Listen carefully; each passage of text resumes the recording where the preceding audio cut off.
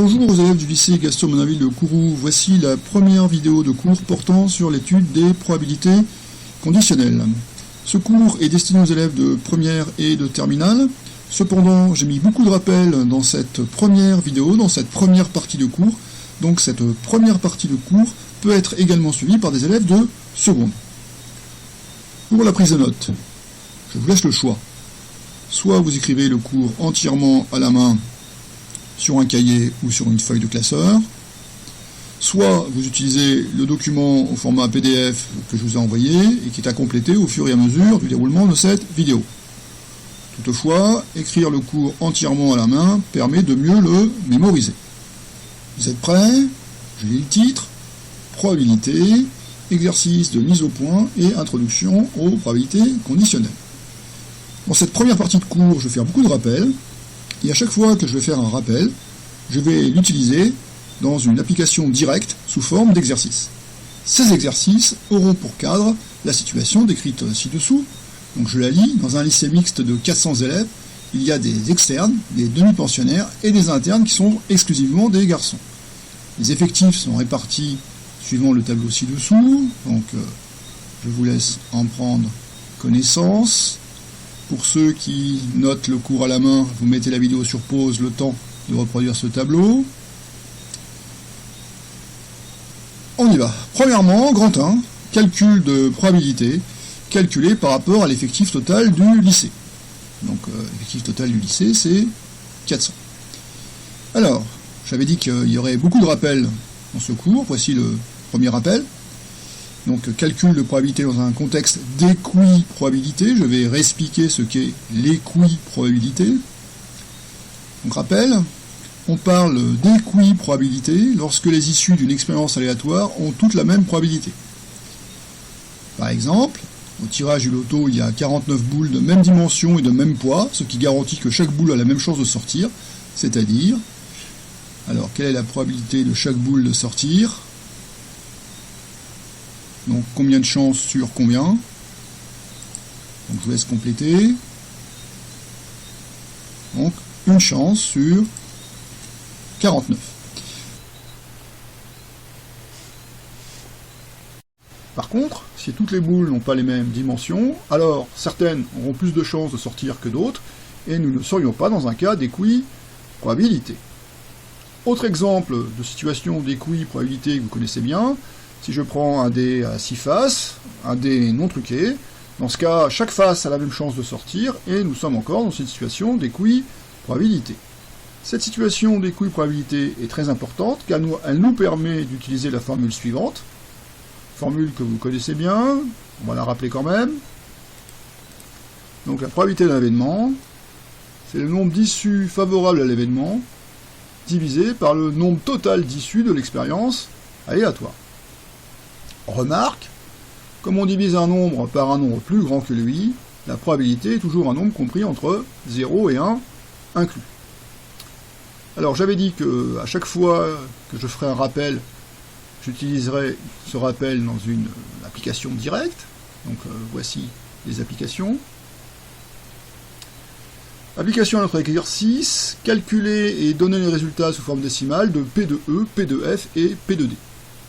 Alors P de E, regardons le tableau, probabilité d'être un externe,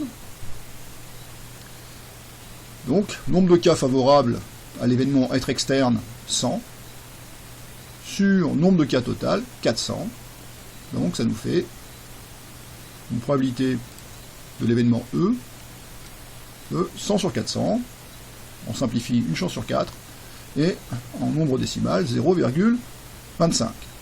Je vous laisse faire pareil pour P de F et P de D. Mettez la vidéo sur pause le temps de le faire. Correction. Alors je pense que vous avez trouvé. P de F, la probabilité d'être une fille. Donc des filles, il y en a 150. Divisé par le nombre d'issues total, 400. Donc 150 sur 400. Donc 0,375. Et P de D, probabilité d'être demi-pensionnaire, donc nombre de cas favorables à être demi-pensionnaire 210, nombre de cas total 400. Donc 210 sur 400, donc 0,525. J'espère que vous avez trouvé les mêmes valeurs que moi. Deuxièmement, probabilité de l'intersection de deux événements. On commence par un rappel. L'intersection de deux événements se note avec le symbole celui-ci sous forme d'arche. C'est l'événement qui se produit lorsque les deux événements se produisent en même temps. Par exemple, E inter F signifie être en même temps un élève externe et une fille, ce qui s'écrit plus rapidement en disant est une fille externe. En français, la description d'une intersection peut toujours s'écrire avec « et », mais comme on vient de le voir précédemment, ce n'est pas une obligation. Il faut bien lire le texte. Petit b, application à notre exercice, calculer et donner les résultats sous forme décimale de P de E inter F, P de E inter G, P de E inter D et P de F inter D. Je vous laisse mettre la vidéo sur pause, le faire par vous-même. Correction. P de E inter F. Être en même temps externe et une fille. Alors on va regarder dans le tableau. Externe et fille, en même temps, il y en a 24 qui sont en même temps externe et fille. Et donc, nombre de cas favorables à être externe et fille en même temps, 24, sur nombre de cas total, 400, donc 24 sur 400.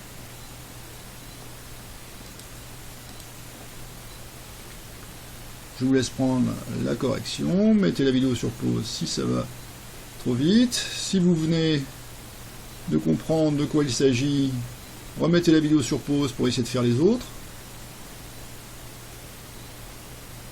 Correction.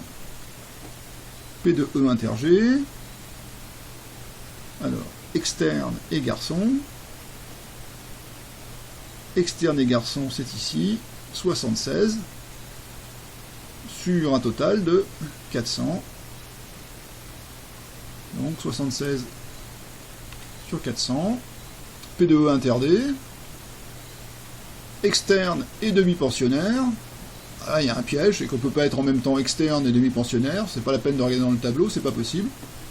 Donc ça va faire 0 sur 400, 0. La probabilité d'être externe et demi-pensionnaire, nombre de cas favorables, 0, divisé par nombre de cas total, 400, 0 divisé par 400, 0. P de F inter D, être une fille et en même temps demi-pensionnaire. Donc fille et en même temps demi-pensionnaire, 126.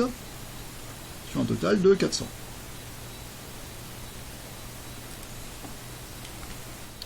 Troisièmement, événement incompatible. Je commence par un rappel. On appelle événement incompatible. Remarquez bien le pluriel. Pour être incompatible, il faut avoir deux événements. Deux événements, ça marche par couple, qui ne peuvent pas se produire en même temps. Ou autrement dit, dont la probabilité de l'intersection est nulle. Application à notre exercice, citer deux événements incompatibles parmi les événements E, D, I, F et G. Je vous laisse réfléchir un instant, mettez la vidéo sur pause, regardez les calculs qu'on a fait au-dessus. Oui, c'est E et D. E et D sont des événements incompatibles, car on ne peut pas en même temps être externe et demi-pensionnaire, ou autrement dit, P de E inter D égale 0. Ça revient au même. À présent, passons à l'union. L'union de deux événements. Quatrièmement, calcul de probabilité de l'union de deux événements. Je commence par un rappel. L'union de deux événements se note avec le symbole grand U comme union. C'est l'événement qui se produit lorsqu'au moins l'un des deux événements se produit. Je vais revenir sur le au moins. E union F signifie être un élève externe ou une fille.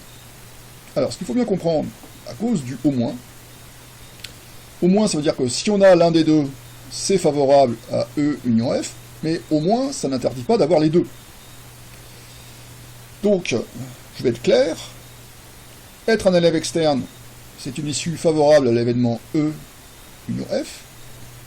Être une fille, c'est aussi une issue favorable à l'événement E union F. Et être une fille externe, c'est-à-dire être une fille et externe, est aussi une issue favorable à l'événement E union F.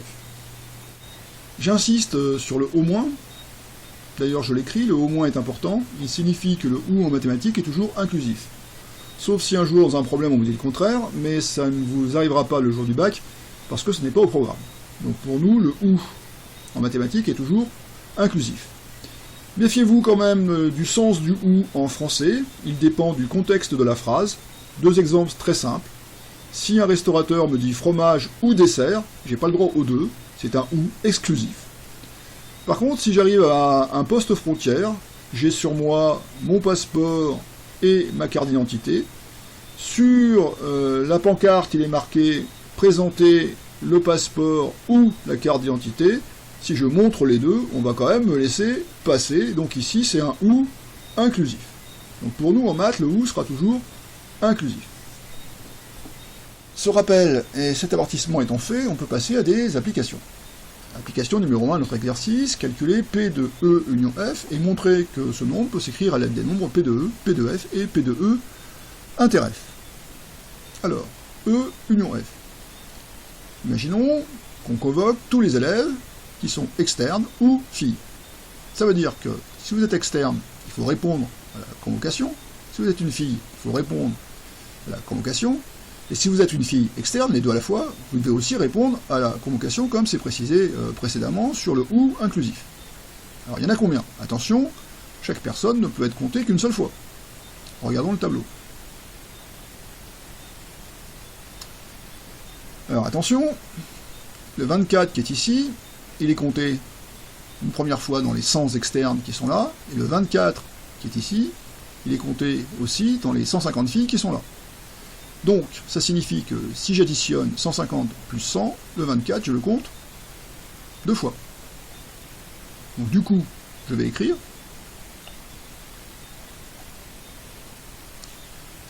il faut compter une seule fois tous les externes et toutes les filles, cela fait nombre d'externes plus nombre de filles, moins les filles externes, pour ne pas compter deux fois les filles externes. Le calcul 100 plus 150 moins 24, parce que le 24 est déjà dans le 100, le 24 est déjà dans le 150, donc là il y est deux fois le 24, donc j'enlève une fois pour l'avoir qu'une fois, et donc ça fait 226. Donc à présent, je peux calculer ma probabilité de E union F, nombre de cas favorables à l'événement E union F, 226, sur nombre de cas total, 400, ça va changer. Donc voilà ce que ça donne. Alors, il fallait montrer qu'on pouvait écrire aussi cette probabilité d'union à l'aide de P de E, P de F et de P de E inter F. Alors voilà comment ça se présente. Ici, vous reconnaissez au numérateur 100 plus 150 moins 24, et au dénominateur le 400, parce qu'on compare toujours pour l'instant à la totalité du lycée.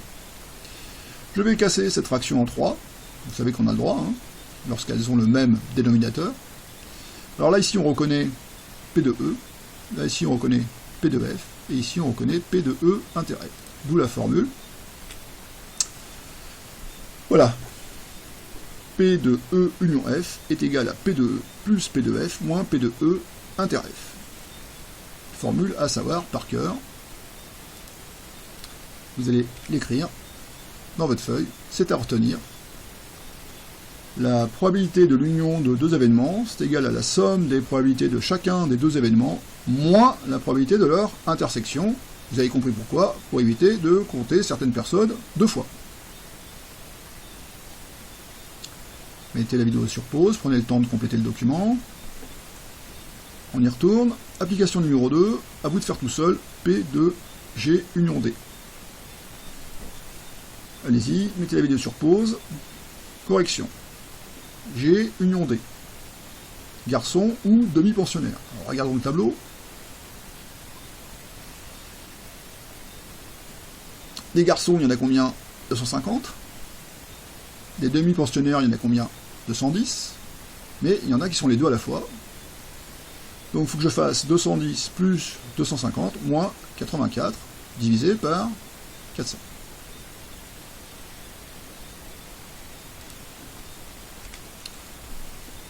Donc voilà, j'espère que vous avez trouvé la même chose que moi, 0,94. Cas particulier à présent. Union de deux événements incompatibles. Alors je rappelle que deux événements sont incompatibles s'ils ne peuvent pas se produire en même temps. Autrement dit, si la probabilité de leur intersection est nulle. Donc c'est marqué ici, la probabilité de deux événements incompatibles est nulle. Donc la formule de dessus, là, cette formule, Elle est toujours vraie, sauf que la probabilité de l'intersection, c'est 0. Donc qu'est-ce qui se passe quand les événements sont incompatibles?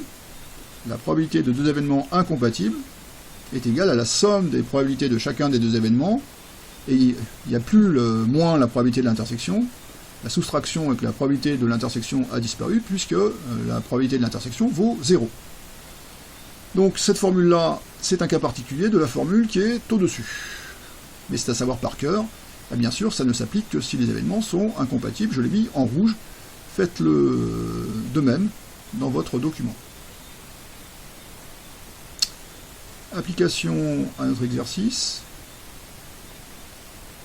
calculer P de E union D. Donc E et D, on l'avait déjà dit, sont des événements incompatibles. Donc ici, on peut directement E union D. Donc externe 100, demi-pensionnaire 210, il n'y a pas d'intersection entre les deux, j'additionne les deux directement, il n'y a pas de soustraction à faire. Donc ça donne, correction, 100 plus 210 sur 400, 310 sur 400, 0,775. Qu'on pouvait retrouver aussi en faisant P de E plus P de D. P de E c'était combien? On l'avait calculé il y a longtemps. P de E c'était 0,25 plus P de D 0,525. Vous additionnez les deux et vous retrouvez